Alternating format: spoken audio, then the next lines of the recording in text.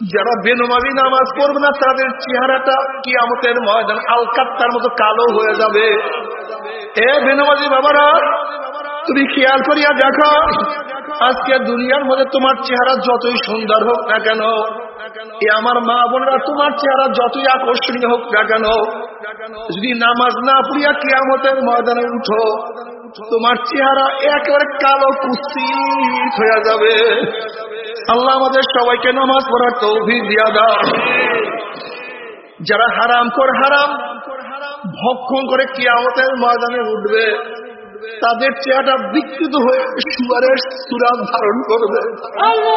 আল্লাহ হারাম থেকে আমাদের সবাইকে বাঁচিয়ে থাকার তৌফিক দিয়া দাও। যারা ঠকবাজি করবে তাদের চেহারা বান্দরের সুরাত হয়ে যাবে। যারা হিংসা আজাদ করবে তাদের চেহারা কুকুরের সুরাত হয়ে যাবে। যারা জাকাত দিবে না, জাকাতের মালগুলি পেটের মধ্যে বড় বড় সাপ হয়ে যাবে। সাপ দুই চোয়ালের মধ্যে শুধু আঘাত করতে থাকবে। আল্লাহ আমাদের সবাইকে ক্ষমা করিয়া দাও।